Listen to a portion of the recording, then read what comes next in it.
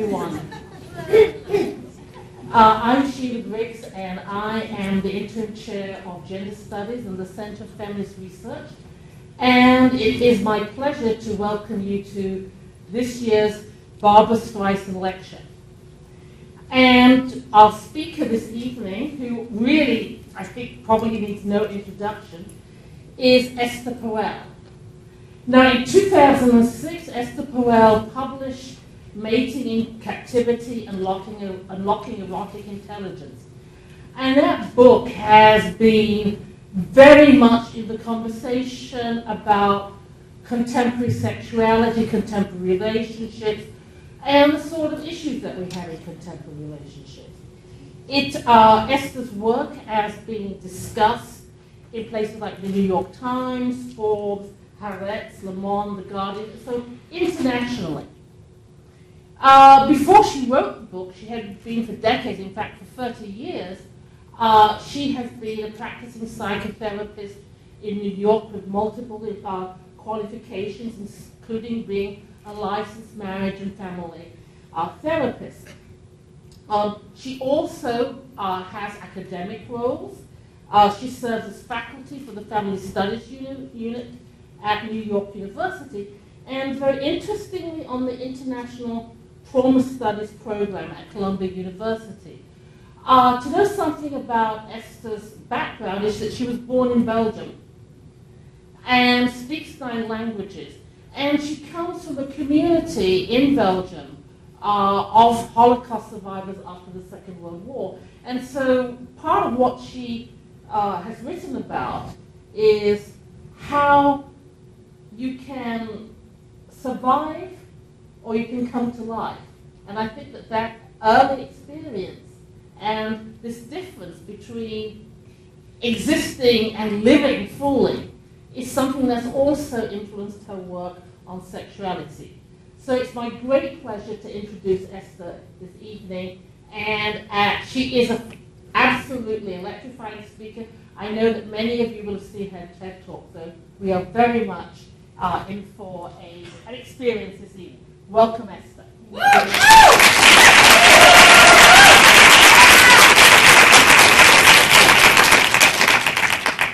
Let me see who's here. Then I take it up and then I won't see you anymore, but at least I'm seeing you. Welcome everyone. It's a pleasure to be here. I know it's finals. It's a terrible week to my kid knew that there was a speaker in difficult to listen that night. You know, not these days. But it's very interesting, Sheila, the way that you chose to introduce piece of my personal background as connecting to my work around sexuality. So I've tried to actually make some of these connections, but it applies. You know, here's the title, right? Mating in Captivity, Unlocking Erotic Intelligence. What the hell does all this mean? And how did I come up with these words and these names? That in itself is an intriguing story, right? So, indeed, I stumbled upon the subject of sexuality. Literally. You have just like an accident on the road kind of thing for me. And if my mom knew that that's what I spend my time thinking about morning and night, I think she'd have a good time in her grave. But the way it indeed came about was that I'll tell you there's 2 versions. There's the version that I talk about in more professional academic settings, and then there's the version that I think about more often when I think about the general story. But I start with the general story because it just is very recent. So about 3 weeks ago, I was at TED. Monica Lewinsky started the day, and I closed the day. And it was very much fitting. We really were in dialogue with each other. And when we were having dinner just before, I said, I have to tell you, there is a story that I often talk when people ask me, how did you come to write this book? And it has everything to do with you. And I've never had a chance to tell you how much you became the source of basically my new career. So I told her what I'm going to tell you, and it was really the most beautiful way to give back to someone. 15 years later, basically, even though our story was even sooner. But when this whole scandal was taking place, there was a piece of it that was very intriguing for me, and I would say maybe for many other foreigners, which was that I'm talking about the Clinton-Lewinsky scandal, which, as you know, is going to come back to you in full force very soon again, but from the other side this time. And you know what was interesting was this: why was America so tolerant about multiple divorces and so intransigent about the slightest infidelity? The rest of the world that was more family-oriented had always opted the other way around, courtesy of women. And so I wrote this article because somebody asked me, what are you thinking about these days? And I just literally blurted out, oh, I'm thinking about Americans and sex. And I had a 5-year-old at the time and an 8-year-old, and I don't know if any of you may know, but this is a moment when you finally start to be able to read a book where you remember the beginning when you reach the end. And so your brain kind of comes back and you say, I'm excited for a subject. And so I wrote this piece, and it was called In Search of Erotic Intelligence. It took me a year to read, to research, to think, what exactly am I talking about? What do my patients talk about when they talk about sexuality in my office? What occupies us? What is the erotic mind? How does it come to be? And all of that. And erotic intelligence was literally a spoof. It was my husband saying to me, you know, there is moral intelligence, social intelligence, emotional intelligence, even my EQ. You know, now it became a concept, and now I have to train people about how do we develop and help people cultivate erotic intelligence. And I actually found an answer, and it has to do with what Sheila was talking about. But originally it was really just a joke, literally. But the story was written and the book came out because I had been curious about this phenomenon that would come into my office of people that would tell me, we love each other very much, we have no sex. And, you know, to write a book about people who can't stand each other and don't want to touch each other, what's new? There's nothing to write about. But to write about people who really stay deeply engaged and connected with each other, God, face, erotic deadness, now that becomes interesting. And so a series of questions emerged for me, and they were this. Why does good sex so often fail, even for people who continue to love each other as much as ever? Why does good intimacy not guarantee good sex, despite what we keep being told on page 108 of every magazine, monthly? And by the way, if the advice was so useful, there would be no need to repeat it monthly. Why does sex make babies, and babies spell erotic disaster in couples? Why is the forbidden so erotic? Why is it that when people can finally do what they want, they don't want to do it? Because it starts to feel like they do what they should, and not really what they want. Can we want what we already have? And where did we ever get the idea that we actually have our partner? And when we love, how does it feel? And when we desire, how is it different? And those questions keep me busy. Would they interest you? Because this is really what I would like us to explore tonight. Now, this is great because I come from another talk where I had like 500 people, and I'm very happy we're small, and that means I'm going to not talk that much, and we're going to talk together. It's much more interesting, I promise you. I can do the whole talk as part of the Q&A. In fact, if I was really bored and I didn't know that Barbara Streisand is taking this before this talk, I would turn the whole thing around and we would start with questions and weave the whole topic as part of that. But I'll give you just a little bit of how I began to ponder these questions and what it means to probe the nature of erotic desire in long-term relationships and to tackle this Gordian knot between intimacy and sexuality, and to explore the tensions that arise when our need for security and stability clashes with our need for adventure and passion.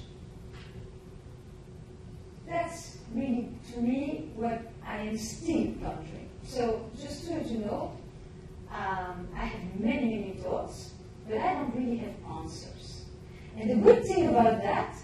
is, as you see, I have an accent, which means I am not American, and that means that I don't feel the pressure to come up with answers. Because you and me, we live in a culture that very much believes that there is an answer for every question, including the existential dilemmas, and I don't have them. But I have ideas. And I do sound sometimes very, very confident, but it doesn't mean that I'm sure of anything. So this is the way I think today on April 27, 2015. And it changes, it develops, right? But when I've tried to ask myself, what is so difficult about sustaining desire, and what do we mean by desire, I began to look at it as a story in which we have evolved into a model of coupledom, into a modern ideology of love, in which we want to bring together two sets of fundamental human needs. My need for security, my need for stability, for predictability, for reliability, for dependability, all the stuff that anchors us, that gives us a sense of home. But I want with the same person to also experience mystery and novelty and excitement and change and risk and exploration and even danger. So I want today with the same person to have comfort and to have edge. I want you to be familiar and I want you to be surprising. I want you to give me stability and I want you to be unpredictable. And the couples that I see in my office pretty much take this as a given. They don't think it's a model. They think this is what coupledom should provide. Mind you, we do live twice as long. So that's many decades of having to have one person be able to feed and we for them the two most fundamental human needs, which are often in opposition to one another, spring from different sources and pull us in different directions. And then I try to think, how the heck did we get to this? That this becomes such a normal expectation. Because if we go back a few generations, there's a very different story. And so I began to track what has happened to this modern ideology of love, in which we have come up with a phenomenal concept, and it's called a passionate marriage. When I say marriage, I don't mean marriage as in legally married, I mean coupledom.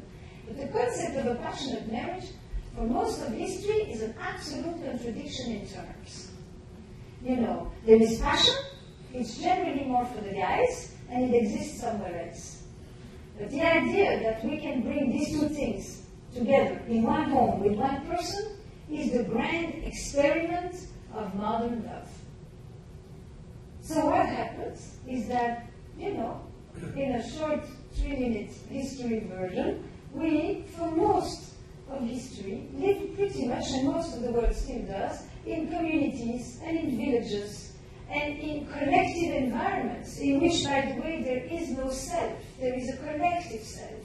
And that self gets through the community our sense of identity, our sense of belonging, and our sense of continuity. I know what I need to do because it's what my community does, and I know what I should believe, and I know the consequences for if I don't do what I should be doing, and all of that. So I get plenty of security and not much freedom. And then at some point, a bunch of us begin to move to the cities. And when we arrive to the cities, and it's all happening around pretty much the same time, urbanization, industrialization, romanticism. The big one is romanticism, for what we're talking about. But what happens is that I move, and I become a lot more free. I'm no longer bound by this whole group of people who check on me morning and night. Of course, I lose a lot of things. I'm a lot more free, but I'm also a lot more alone. And when I'm a lot more alone, the way I start to bond with you and mate with you starts to take on a whole new set of meanings. Now, when you are going to choose me and I'm going to choose you, I am going to want to develop with you this thing that is called intimacy. Now, intimacy has always existed, but it basically meant that we live together on the farm, we milk the cows, we feed the kids, we deal with the hunger and the bad weather. It's living together. What we decided at some point is that intimacy was going to be me talking to you about my most precious asset. And what are they? My internal life. My feelings, my worries, my dreams, my aspirations. I'm going to share it with you. And you, when I talk to you, you better look at me. Now, this is called the neuroscience building, so mirror neurons, very important. You look at me, because when you look at me, you validate me, you reflect back on me, and you lift me from my existential aloneness. And now I know I matter. And intimacy becomes into me see. A whole new concept. Western, massively Western idea. Most of the people that come to my office come because they don't communicate. What I mean by they don't communicate is they're not experiencing the into me see, one way or another. That's really what they are talking about. And not only are we going to have intimacy, which means now we have brought love to marriage or to committed relationships, but now we're going to bring sex to love. And how do we bring sex to love? Thank God we have a few massive revolutions. We have first and foremost contraception. So now we are not that far back. Contraception, the democratization of contraception, which for the first time means that we can separate sex from its sole reproductive function. And we can make it become socialized and a part of our identity. It's part of my lifestyle, it's part of how I see myself, it's part of who I want to be. And contraception liberates women from the impending fear of pregnancy and men, of impregnating the women, and of child mortality and mortality in birth and childbirth. So for the first time, we create an entirely new story. Sex is no longer just a part of our condition and not just biologically driven, but at this point, sex can become an element of pleasure and connection, which is the main reasons to stay erotically involved with a partner, especially when we live in a culture where we may have about 2 or 3 children. If you needed 12 children, for which you were going to have more because half of them were not going to make it, then you knew that at least you had a fair amount of sexual activity. But sexual activity has never been anything about sexual satisfaction. It just means it's happening. What people experience in it, what it means for them, how they live it, we know nothing about that. So we bring sex to marriage, we have the women's movement, and we have the gay movement. One deals with the abuses of power, and the other one deals with the concept of identity. And all of these things, for the first time, we begin to link sexual pleasure with relationship satisfaction. No one in your grandparents' generation ever put these two things together. The quality of the sex was one thing, and the quality of the marriage was another thing. And one did not determine the other. You know we're in a very different space at this time. And then, after we brought love to relationships and marriage, and then we brought sex to marriage and all of that, then we did one more step. That is a fabulous step, which is that we have brought happiness down from the heavens. It has always existed, but in the afterlife. And now we brought it down to earth, and for a while it was a possibility, something you hope for, you strive for, but today you don't hope to be happy, you have to be happy. It's a mandate. And you suffer from not being happy. And you divorce not just because you are unhappy, today you divorce because you could be happier. And we set up an entirely new threshold. You follow me? This is the history that leads into this. And then I began to think, okay, so now I have the history base. But now I also want to understand, what is the difference between sexuality and eroticism? Because I'm actually less interested in sexuality, and I'm very interested in the erotic. And in this book, The Double Flame, Octavio Paz talks about it very, very nicely. But one of the beautiful distinctions is this. animals have sex, and we have eroticism, which means that we have sexuality that is transformed by the human imagination, that is socialized. The central agent of the erotic act is our imagination, not our looks, not our age, not our body parts, our imagination. Or Marcel Proust has a beautiful line where he says that it is our imagination that is responsible for love, not the other person. The other person can be fabulous, but if you don't see it, it doesn't make a dent. So, animals have sex. Sexuality is basically always somewhere connected with reproduction. It has its biological component, and it is rather limited. But the erotic is rather infinite. And it is infinite because it is basically the cultivation of pleasure for its own sake. That's all it does. It is completely unproductive.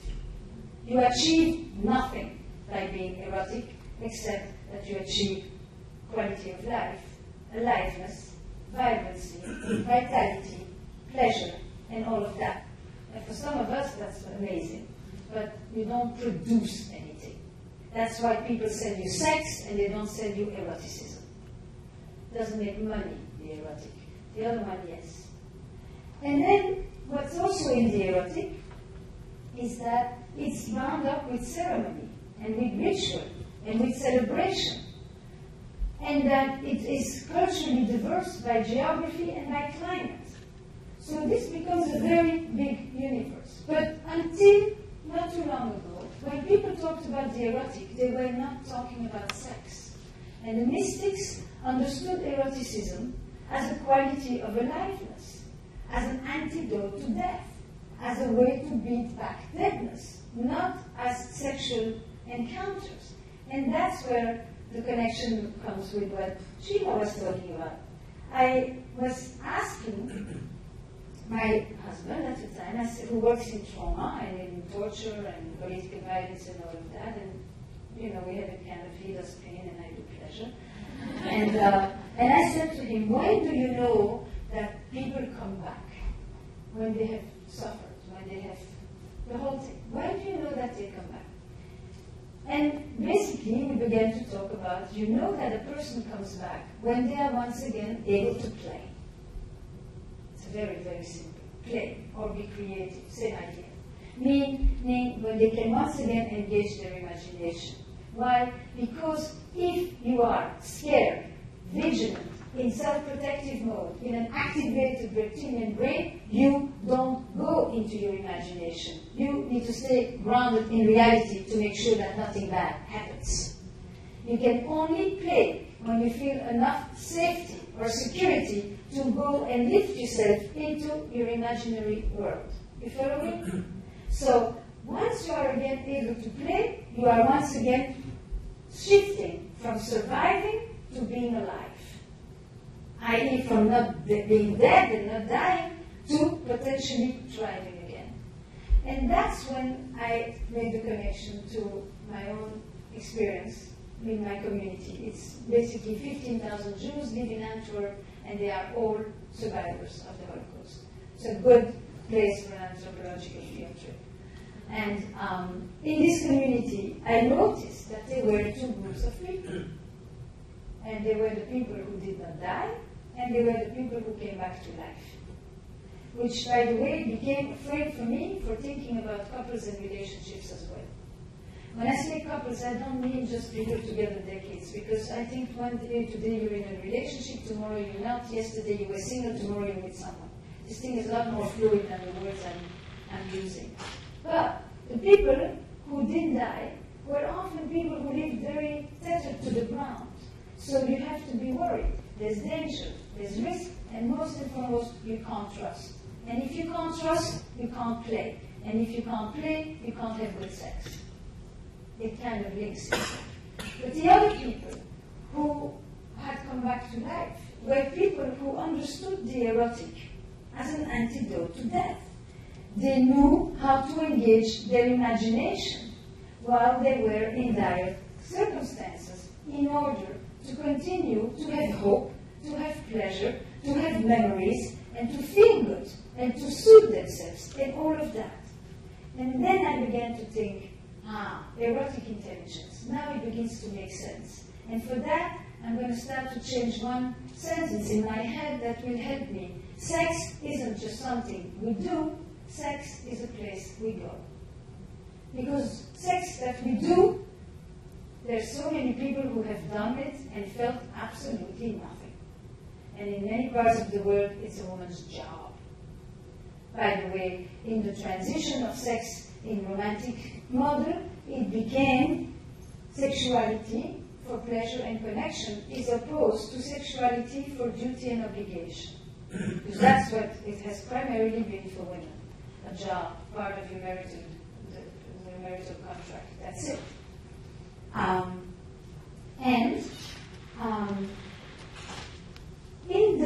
And I just thought of something else that I was going to add. I'm going back a second, rewind with me. I'm going back to the model that I was describing. Because the thing that, I'm going to put it like this and then erotic intelligence, I'll stay with that. Because I'm thinking about this image to begin to explain to myself how do we cultivate it? And how do we cultivate the ability in order to maintain this desire, which is this erotic intelligence? How do we combine these two opposing needs? When I think desire, by the way, for me it means to own the wanting. I'm not talking about testosterone and hormone, all of that is there. But the experience of desire is an experience of ultimate freedom. You can force people to have sex, and you can never force them to want it. So desire is the ultimate experience and expression of wanting. And how do we cultivate that freedom, that wanting, in the context of our life? Ongoing relationships, not ongoing monogamous or polyamorous, it doesn't matter. The question remains the same. And so I began to think of this image. It goes like this. There's a little kid that sits on your lap. How many of you have children? A few. Okay. How many of you know of children? Or know children? It goes like this. You have a little kid, sits there. And if all goes well, remember I said security and adventure. Kid gets up and goes to travel into the world, to explore and to discover, and to be in their playful mode and in their imagination. Now, some of you can picture this whole thing with a 1.5-year-old, and some of you can picture this whole thing with an 18-year-old or a 48-year-old. It's going to be the same story. So pick your age as I walk you through this, okay? The little kid goes, and they enter into their universe, into their play space, into their imagination, into their body, into their senses, into their sensations, their sensuality. Now I've given you the sexualized adult version of it. And anyone, at some point, the little kid is going to turn and look at the adult. And the adult here is going to say, sometimes, kiddo, the great world is out there, go ahead, have fun, enjoy, I'm here. As in, take your time, don't rush, whenever you want, I'm here for you, I have plenty of patience. That's the adult version of the same text. And when a little child hears this, what do they typically do? They turn around and they go further. And further means further inside themselves, inside their play space, inside their erotic territory. And at that moment, they experience security and adventure, closeness and separateness, togetherness and autonomy. You name them as you want, those same home and journey, whatever. They experience these two needs rather harmoniously. You visualize it? You feel it? All right. But many of us didn't get this idyllic version. Many of us have different life stories. And so one life story is that the little Smurf turns around, looks at the parent, and the parent says, I'm so lonely, I'm miserable, I'm depressed, I'm anxious, My partner hasn't paid any attention to me in so long. What's so good out there? Why don't you come back? Don't we have everything we need, you and I? And little short number 1 says, oh, this person is feeling so bad, and I don't want them to feel bad, and I don't want to lose them. So what am I going to do? I'm going to lose a part of me in order not to lose you. And I'm going to forego my freedom in order for you to have your security. And I will learn to love in a certain way, where I'm going to learn that love, which always comes with worry for the well-being of the other, and a sense of responsibility, and all of that, going to have a little extra. It's going to have a little excess to it. So that when I am with you, and if I want to stay close to you, I don't really know how to enter inside myself, how to experience my own excitement, and my own pleasure, and my own fantasies, and my own trips. And I'm going to learn that sometimes there is a certain way we love that makes it harder to make love to the person we love. And I'm going to learn that sometimes my emotional needs are not so neatly aligned with my erotic needs. And then the little second kid, he is or she is not instantly coming back. They're much more zesty. They want to still go ahead and play and move, but they're always looking like this. You know, are you there? You're not going to collapse on me. You're not going to be worried. You're not going to be depressed. You're not going to be angry. Basically, these are often the people who tell me the first 6 months were fabulous. And then it died. I'm not saying it lessened. It died. It died because I experienced this incredible paradox that the more I become intimate, the less I can be erotic. Because, as you often will have heard, people will often describe partners as my brother, my roommate, my sister, my parent, and sometimes my best friend. And most of the versions of these familial experiences make for a very tight, loving relationship, but very asexual. Because if our head is screwed up well on our head, we generally don't want sex in the family. And that's the dilemma. And the third kid, by the way, doesn't come back. Because there's nothing to come back for. So then I began to think, this is a very interesting little choreography here in terms of the relationship between love and desire. The verb for to love is to have. And the verb for desire is to want. And love wants to have closeness, it wants to minimize the threat, it wants to narrow the distance, it wants to know the beloved. But desire doesn't particularly like to go with it where it has already been. It likes to be surprised, it likes the unknown, it likes the mysterious, and it does not particularly thrive on routine. And it needs a space to thrive.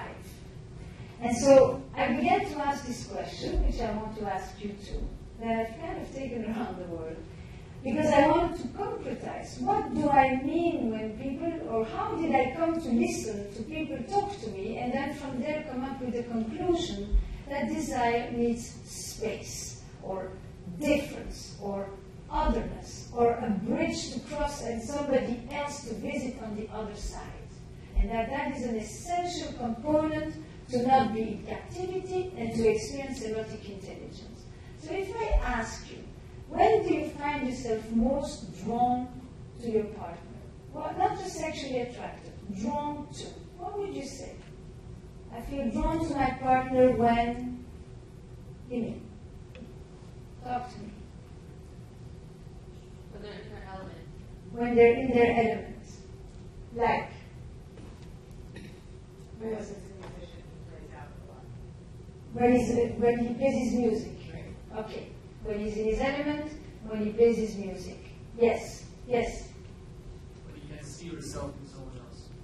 Say that again? When you can see yourself in someone else. When you can see yourself in someone else. Yes.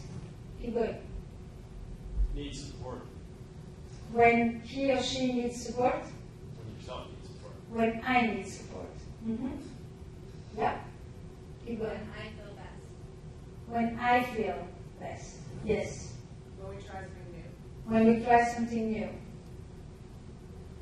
We're going. I feel most drawn to my partner when, yeah, When he speaks, he's so When- intelligent. when he speaks with his intelligence. Yes. Yeah. When they make me laugh. When I discover something new about him that I did not know. When we travel. When we travel. Yeah. You both people are basically in a relaxed enough state of mind to kind of be relaxed enough that your mind be, playful that you're talking about. When we are both relaxed and we can be playful. We're not in doing mode. Yes. Give me a few more. When he drops in and gets really vulnerable and pays attention to his heart and how he feels. When he drops in and gets vulnerable and pays attention to his heart and how he feels. Yeah. After he's been traveling, when we've been apart, or when he's away. Yeah.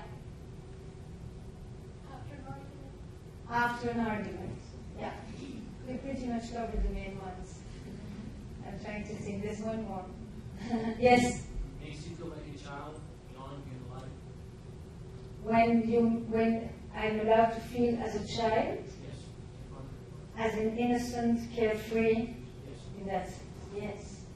So, when my partner, and by the way, this is equal for straight, hetero, the whole continuum, gay, lesbian, the whole continuum. This is really not specific. There's, by the way, only one that is gender specific. Do you know what it is? There's one comment that is gender specific, worldwide, by the way, when he plays with the kids. I have yet to hear that one be sexy on the other side. So when my partner is in their element, i.e. when they're competent, when they're playing their music, when they're on their horse, when they're on their stage, when they come back from an activity that they do really well, when they are radiant. And particularly in their element means confident, which by the way is the biggest turn on, period. All over the place. The definition of a turn on of confidence is different, but it's always confident.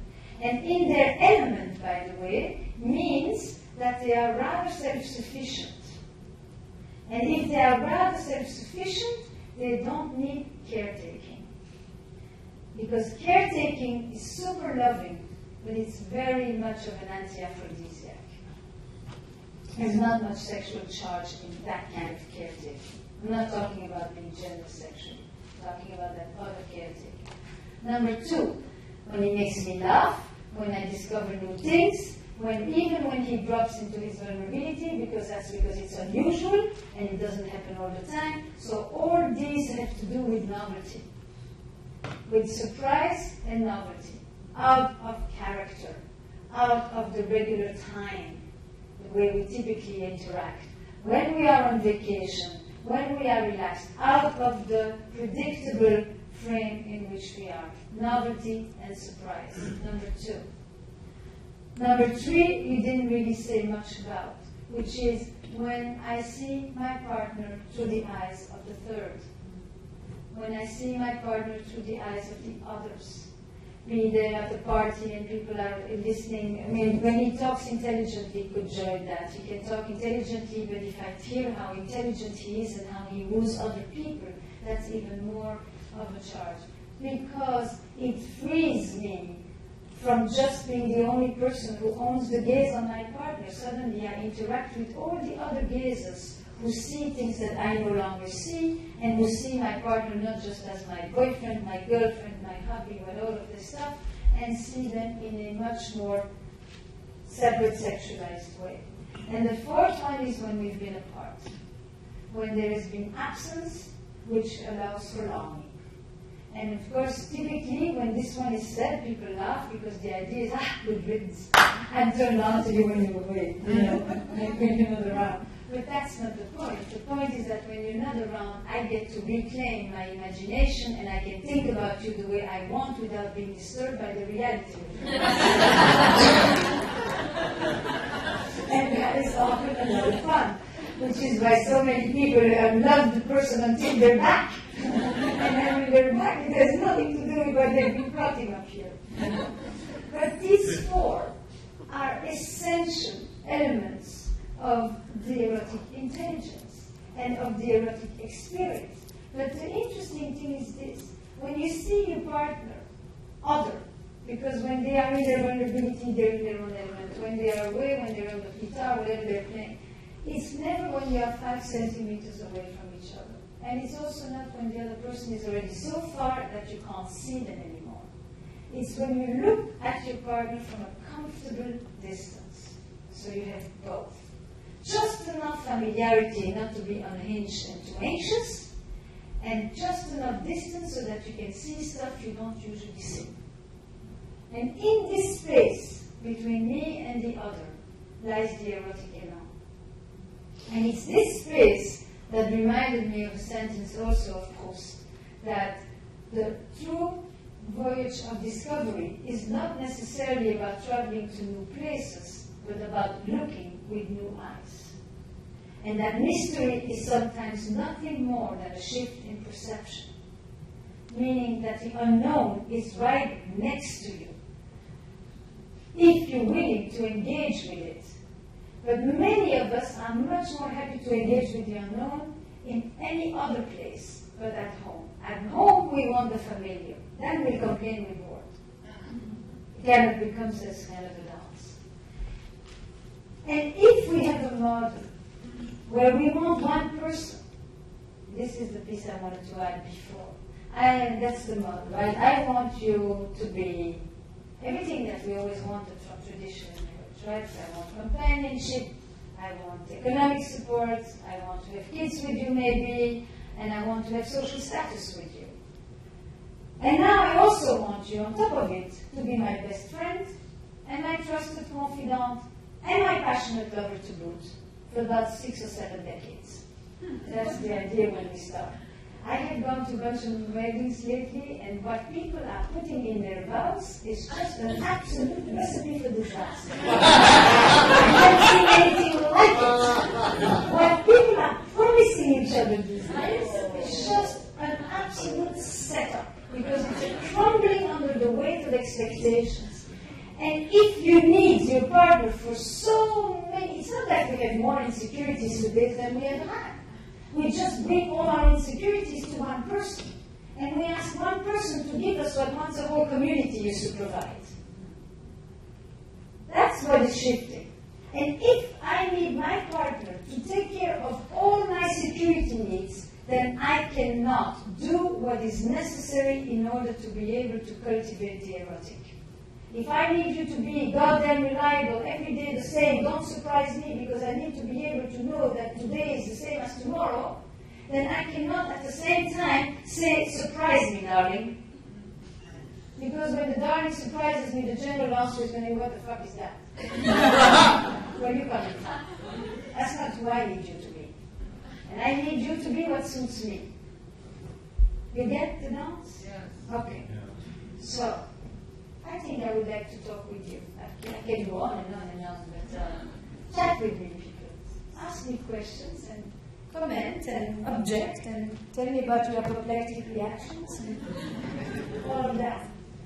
Yeah. Yes. Is there a mic for the people? I'll talk about it. Why don't you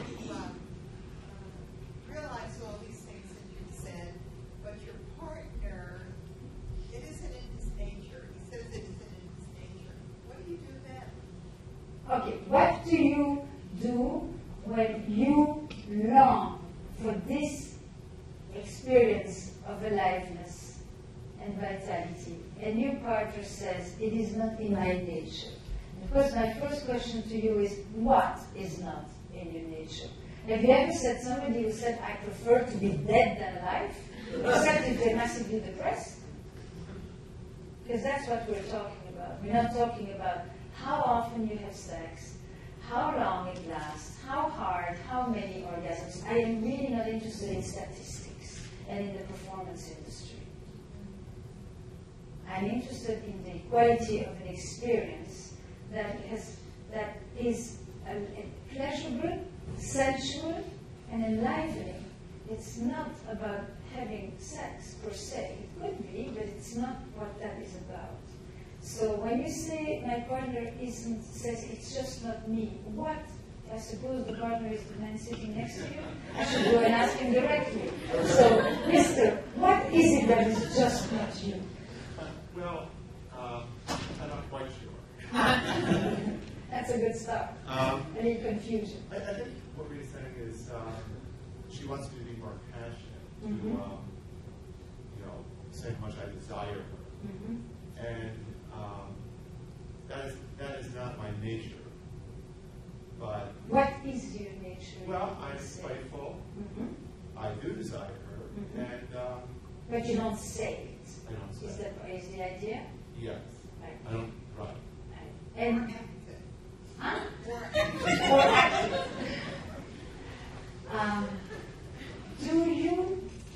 Do you know why it is so important for some women to be told the explicit? Do you At some hear? level, yes. At some level. But not really. I would say it surprises me. Right. So can I give you a few hints? Okay. Is that a good question? Yeah. You like it? Yeah. Thank you, first of all. It's always courageous to be the first people to ask, Here's the way I imagine it, and this is not my own thinking here. This is, many people behind it. It goes like this. When a woman is interested in a man, generally the man can trust that it is him that she is interested in. Yes? When a man is interested in a woman, she says, prove it to me. How do I know it's me? Not just it. And that's because forever we have seen women's desire as more discriminate and men's desire as more indiscriminate. And I leave it to you to decide if this is true or not, but it's a useful frame I'm going to give you. And if it's useful, who cares if it's true? So, this idea that because male desire is seen as more indiscriminate, it means you have to show me that it is really me you want. And if it's really me you want, then it ties in with the next big idea, which is this.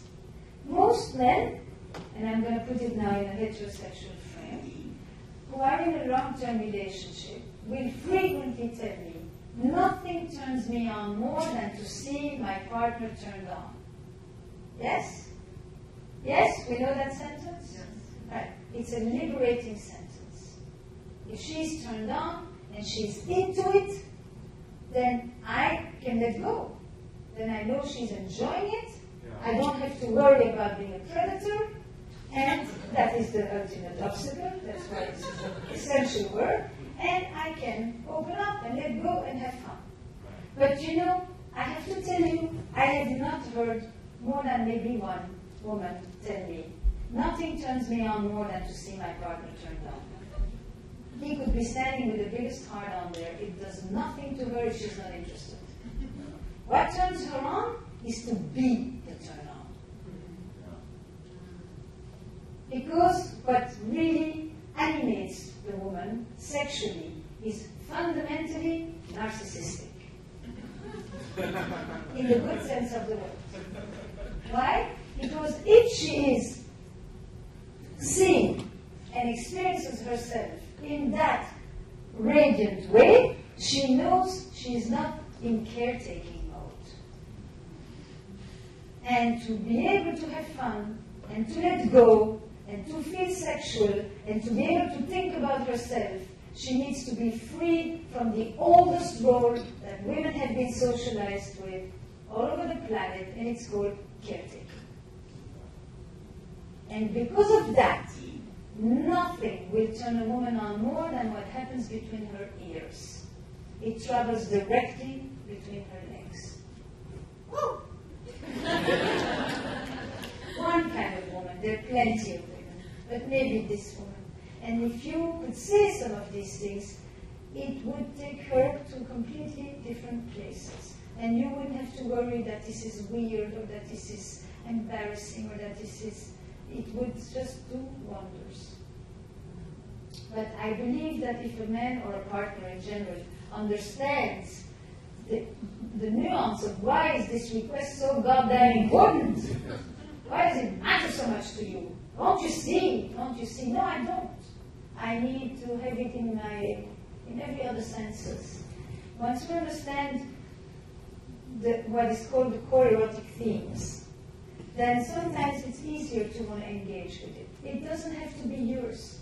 To you, it may do you absolutely nothing. This is not equal. Do we follow me? Yeah? Is that a start? Very good. Yeah. No, not very good for me. Very good for you? Yes, yeah. I wanted to ask you, kind of create this kind of dichotomy between love and desire, where love is equal to stability and desire, or at least stability is a large component of love, and desire is a big component of eroticism.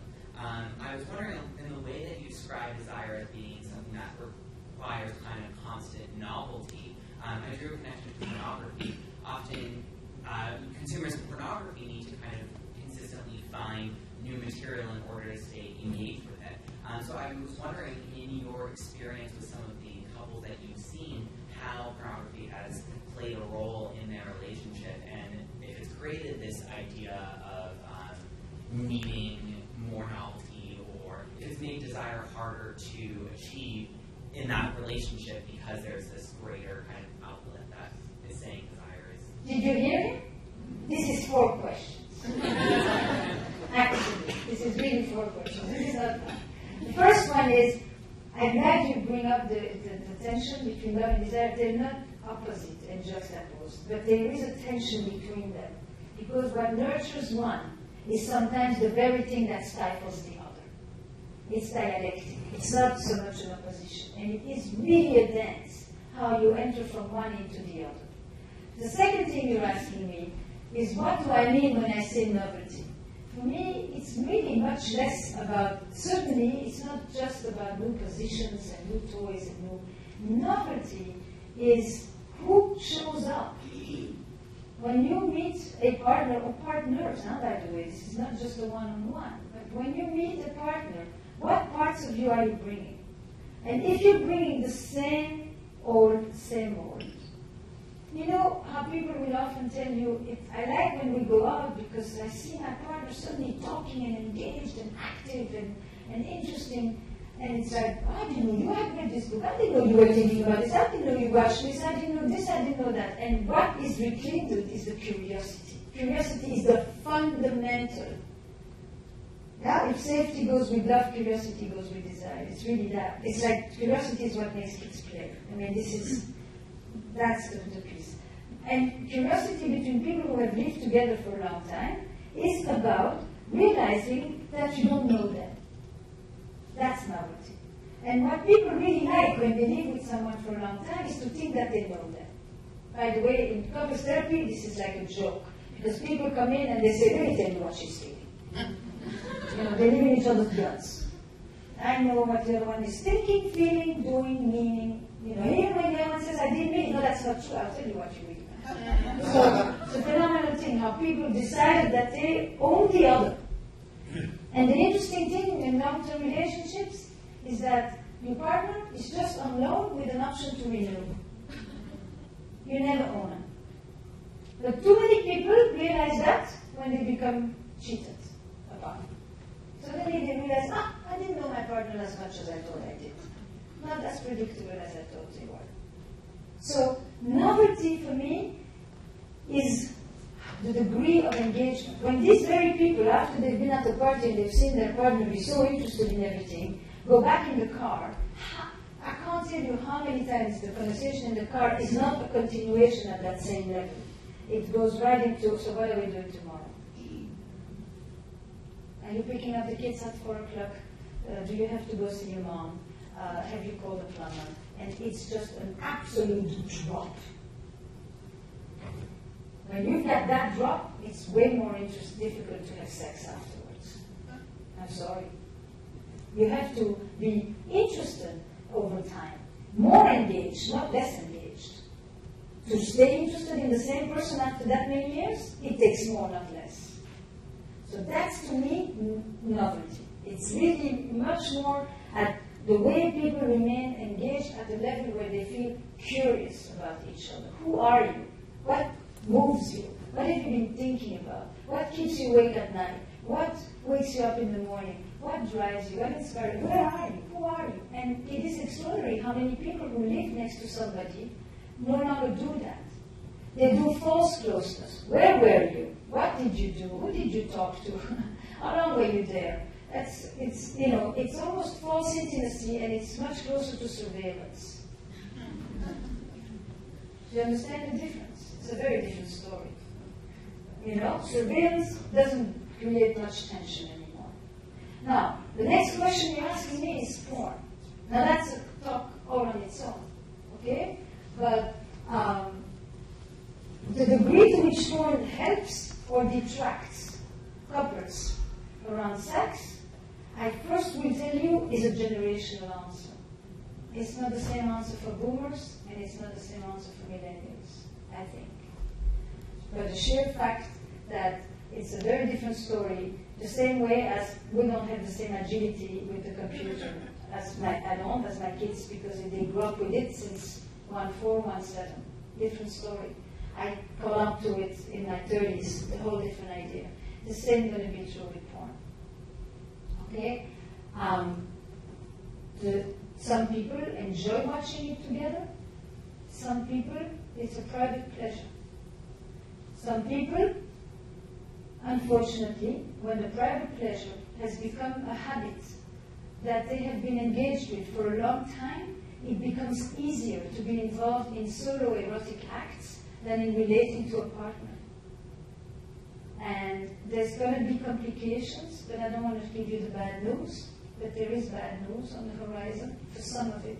Not because of the porn itself, but because if I spend a lot of time creating very idiosyncratic arousal templates, me and my porn, since age 11, are enjoying a certain particular way that works exactly for me. I know exactly how much pressure, how long, where, and so forth. When you have something that develops that becomes that rigid, partner sex becomes more challenging. Do you follow me? Yes. It's just,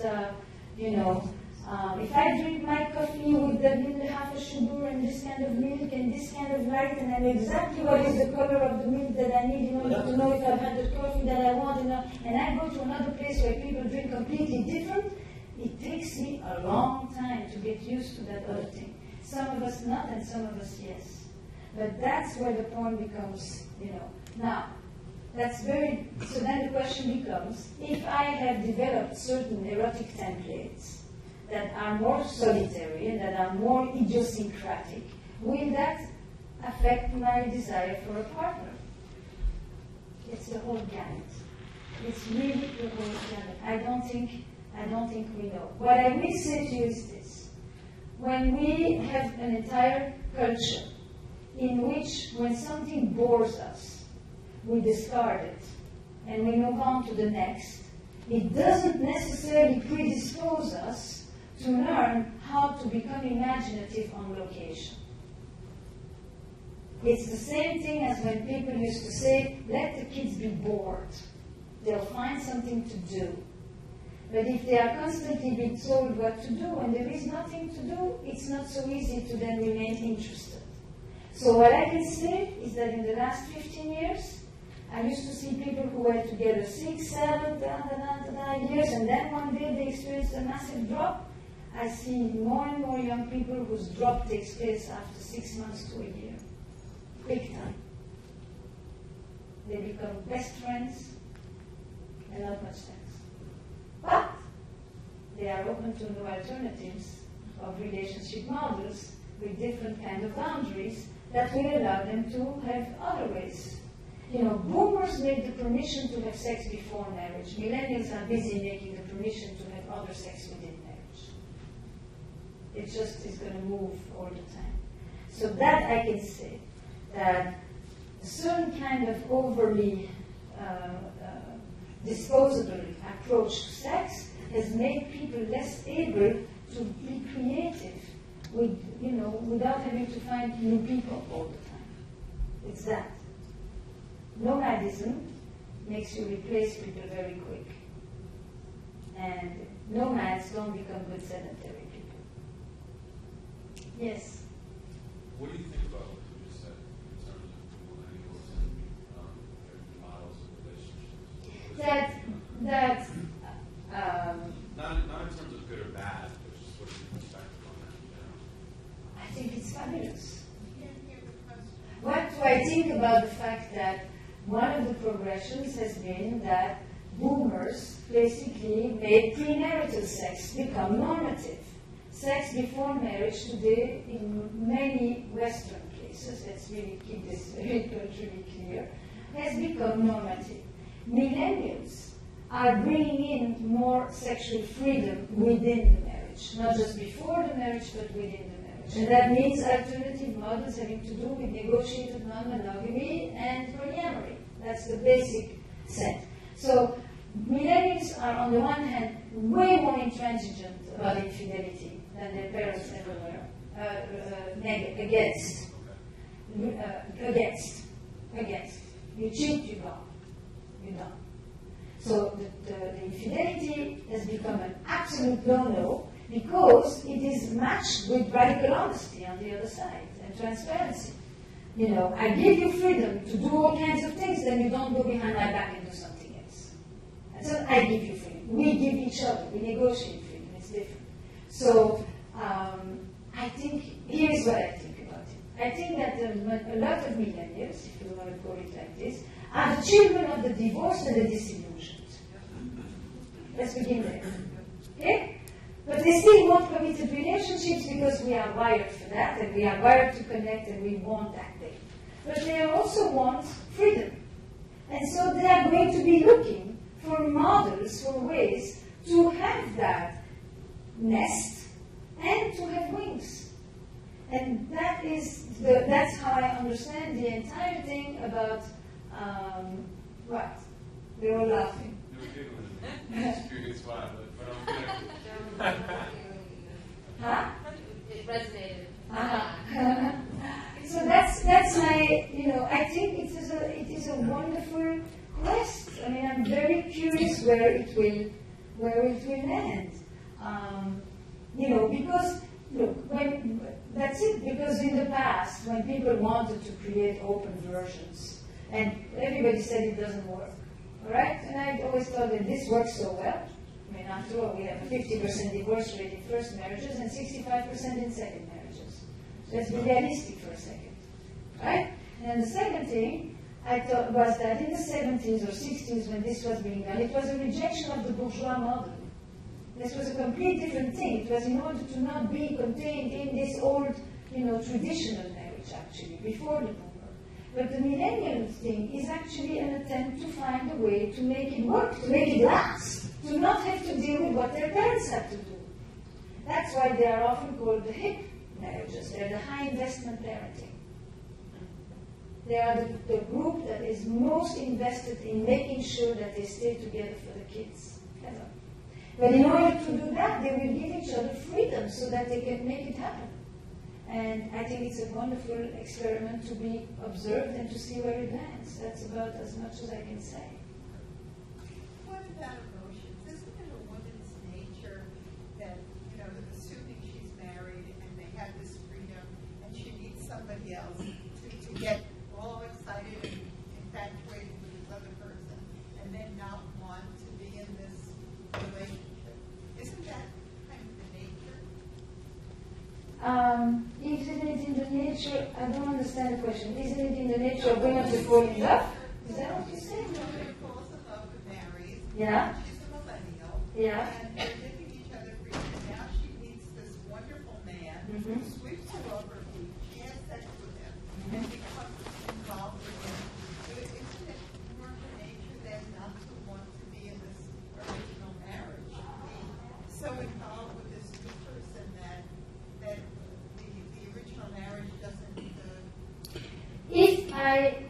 you know who can answer your question the best? Did you hear the question?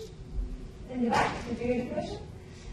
The person who can answer your question the best about this is Noel Biderman. Noel Biderman is the man who created Ashley Madison. Ashley Madison is a website that has 36 million people. It is the only website where women go to look for men, where there are more men than women. And it is a site for cheaters. They're very clear. And don't write that word down.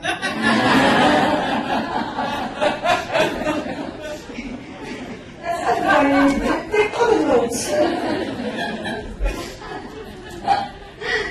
But the reason he can answer you that question is because if you look at the hard data these days, which is really millions of people online trying to meet other people, okay, is that what you said is very much informed by your generation.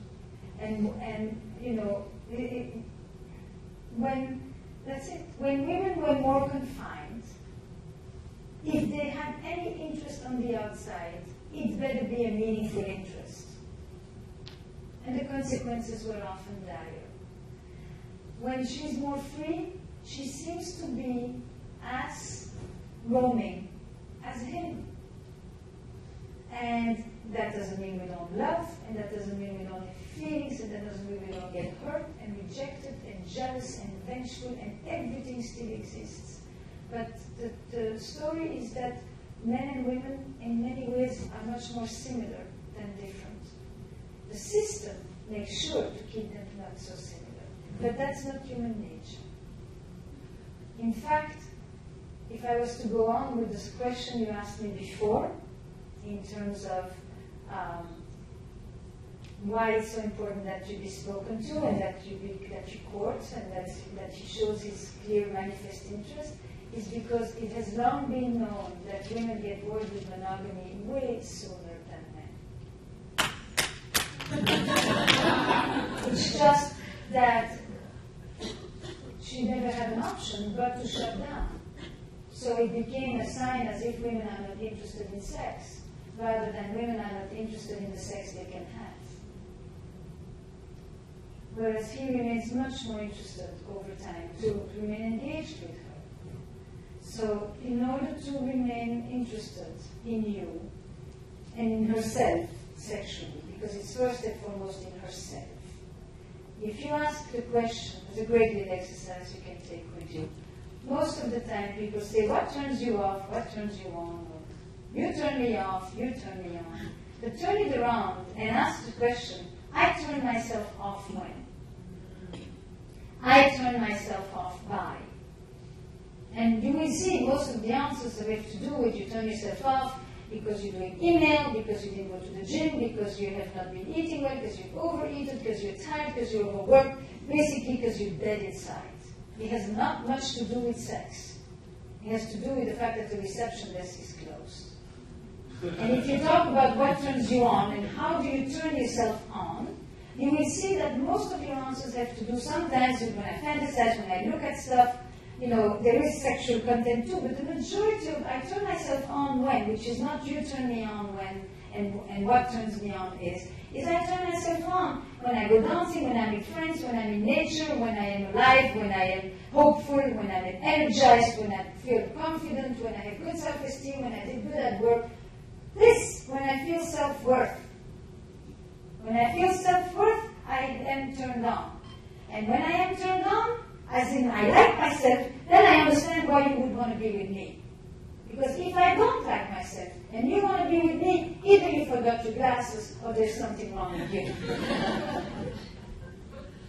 You follow the logic of desire. It really has to do with the erotic self first. And then we can receive the interest of others. Yeah, let's continue. Yeah. Why do you think that men stay more constant or hotter in captivity than women? And how do you feel about the medicalization of low desire in women? Ah, that's a great question. Why do I think that men stay interested in long-term relationships, are able to maintain longer interest in their partner?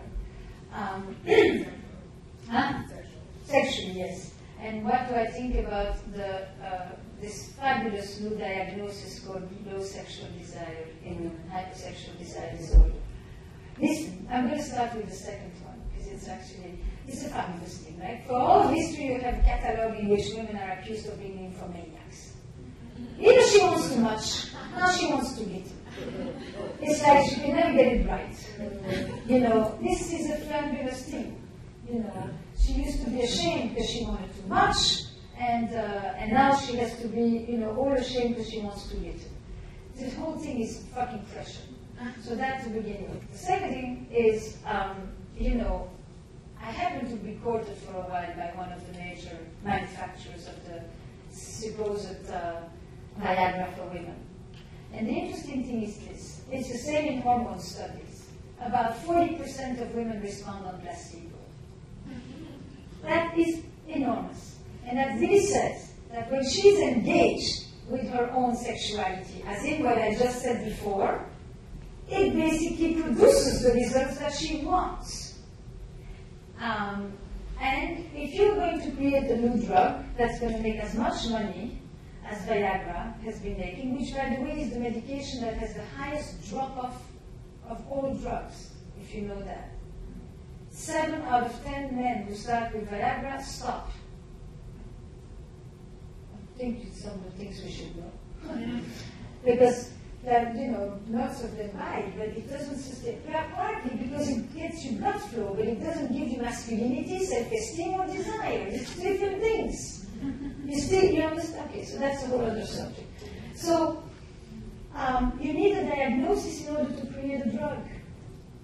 That's that. So now you begin to create, women don't want to have sex, and of course sex has to generally, it's a penis entering a vagina, it's a completely masculine model, orgasm is just that little thing at the end, a peak, the concept of pleasure as a whole body thing, it's just, so this is the performance model, and the masculine model, and the result-driven model, and therefore the industry model. And I think it leaves quantities of women thinking there's something wrong with them, as if they don't have enough things they think is wrong with them. It's one more thing. And I think it totally misleads the concept of sex. And now comes the other side of this. The vast majority of couples in the age of 55, 65, where sex completely stops, it is male-induced. For the same opposite reason. Because most men after 55, 60 will be on some kind of medication, right? Blood pressure, diabetes, prostate, SSRI, and every single one of them has sexual side effects. So, if he has been part of the same model that sex is penis-driven, then when that little penis doesn't do the job anymore, the ways it needs to be doing it autonomously, reliably, unprompted, and without any help, please, then he gives up. And then he has this wonderful woman here who says, I'm not ready to die yet. I want to feel that thing again. I'm young. I am finally done with kids, menstruation, menopause. I can finally have pleasure. I can finally think about myself. Honey, show up. That's one little narrative. And then the other question was, why do men stay more interested? Numbers. Because not all, but when a man has an easy time continuing to eroticize his partner,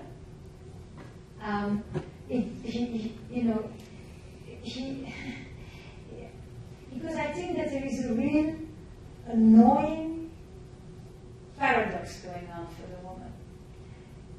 Is that the very thing that she wants often, none of this is all women, and you get all that. Yeah. But when he finally says, it's you, darling,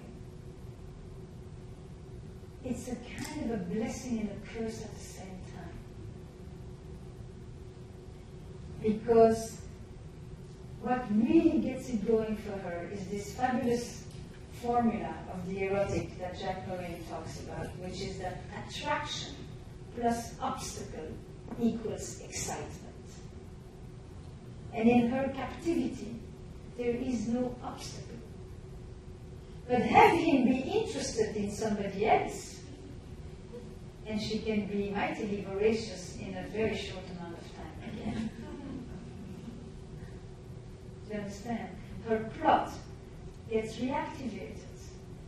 And I don't know, I don't actually think it's evolutionary explanations and all of these things. I mean, I think it's a combination of things, but I think that if you're here, and you're always here, and you want me, that's kind of obvious. How do I know it's me above all others? Or chosen from all others?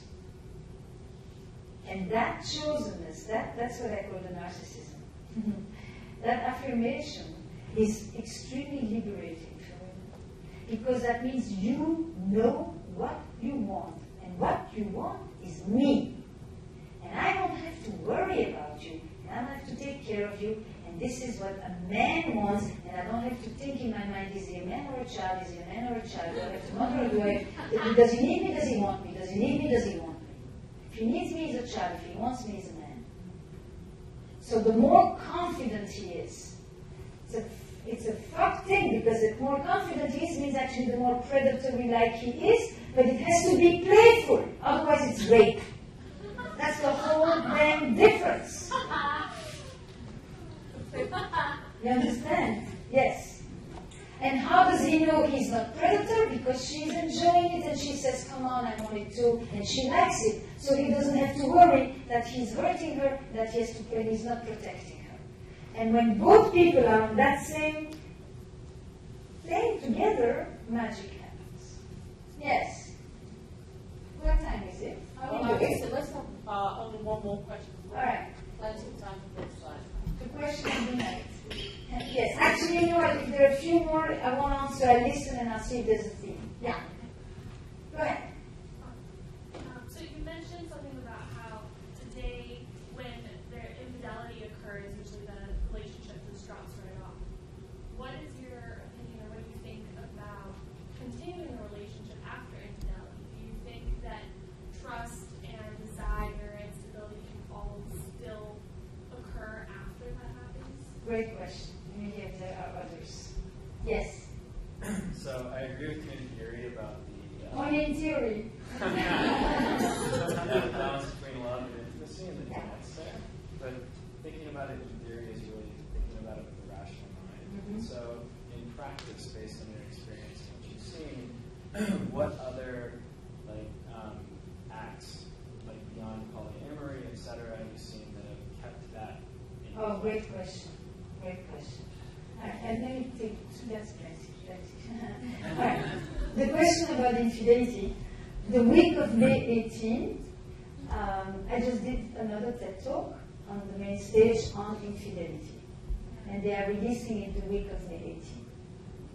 So my distilled 18-minute answer will be right there. But also, before that, and that will also interest you because it's a longer piece, is the TED Hour on NPR. And we're doing a whole thing on trust. And I will talk specifically on what happens when trust is broken with infidelity and how does one mend. I will answer you in 2 sentences. The first thing is, I think that we are on the verge of something that is, to me, troubling. It used to be that you felt shame because you were divorced. Today, you feel shame because you choose to stay if someone has cheated on you. And you can't go tell your friends you still love him or her because they will judge you. Because now that you can leave, what's wrong with you that you're still there? And this is the Clinton thing that's going to come back very soon. It's like, if you couldn't leave all these centuries, now that you can go, if you choose to stay, you're weak, you're this, you're that.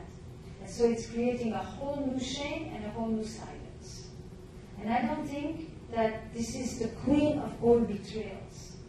I think it is a massive betrayal, can be. I think it's a violation of trust. I think it's a rejection. I think it's a disrespect. There's lots of different ways people are unfaithful. But in many situations, not all, betrayal runs deep and it can be healed. And some couples have the best conversations that follow a crisis like they haven't had in years, with honesty and depth that they've been literally shying away from. And also So, not always. But I think that the gut reaction of the only thing to do today, if you're unhappy, get out. If you're about to cheat, get out. And if somebody cheated on you, get out, is a rather narrow repertoire of outcomes. Something about this is a little bit too much everything happening and landing in the same bin. So I happen to think that some affairs are not to be mended, and I happen to think that some of them become complete generative experiences from which people come out with more resilience and more maturity and more realism than this kind of primal, innocent trust that they thought they had, like in this romantic ideal, which is basically something that even a child shouldn't have from their parents. Just the innocent trust like that, that. So I don't think it is that's it. I think good can come out of it and crises can become opportunities. Not always. Other things you can do. I think that the main thing is how do people who are in a contract where they have to be responsible and proper and productive and reliable and all of that, find a way to be naughty and illicit and transgressive and playful and break the rules of their own contracts. And I think that many couples, after a while, stop doing that. Basically, it's everything they did in the beginning. Most of the time, they don't need me to tell them what to do. They need me to tell them that it's actually the same thing that they used to do. And, that means that you don't do the predictable. I was talking with a couple today, and I said, when you go to lunch, and you see people sitting at lunch in a restaurant, they're all talking. And they're all super active and engaged, and they're dressed up and they're awake. And I ask myself, and who is here with their partner? Why should the partners only meet when there's only leftovers? It's the end of the day and they've given the best self to everybody else but the one with whom they live. On occasion, if you're going to do this lunch, make sure you also are with the person that you share your life with. It would be nice. Because generally you come home, you take off your nice clothes, you come out with your thing that you barely remember the original here. What's attractive about that? You make yourself attractive to the whole universe, but the person next to you looks at you and it's like, no. So that's the first thing. Make yourself more attractive to the one you're with, or at least as attractive as you do with your clients, your customers, your colleagues, and all of that. And play hooky. Break the rule. Do what you're not supposed to do. From breakfast to lunch to away to a day off, and not just because you have a flu. Just because you say, we have a whatever, an us day. Whatever. That. Rituals. I'm big on rituals because I think, but not anniversaries and this kind of thing, and Valentine. Rituals. Small things that constantly tell the other person, because a ritual it's exactly that. It takes an activity and elevates it and gives it another meaning. It infuses it with symbolism. Let couples do that on a weekly basis, whatever it is. That candle, that flower, that note, that phone call, that text. I have a guy, he's 47, and he's, okay. I gave him the assignment. I said, I want you to take out, it's one of my favorite ones, because I like to see what people come up with. I said, you take out a separate email address. Or phone number, doesn't matter. And I just was told that there is an app called Avocado, which actually allows people to do the same thing. But basically the idea is this: nobody knows this email address but the two of you. Isn't that what lovers do anyway when they cheat? So why don't you do it with each other? And another thing is you're not allowed through this email to talk about what to do, what to shop, no management aim. So if you have nothing to say that it's just I was thinking of you and it's you and me, baby, then don't bother. But generally, if I get an email from that address, it's already going to be fun and interesting because for the first time, actually, I know that it's not one more thing I have to add to my list. It's going to be something nice. So the guy has decided that he's sending her every week a picture of himself from age 1 to 47.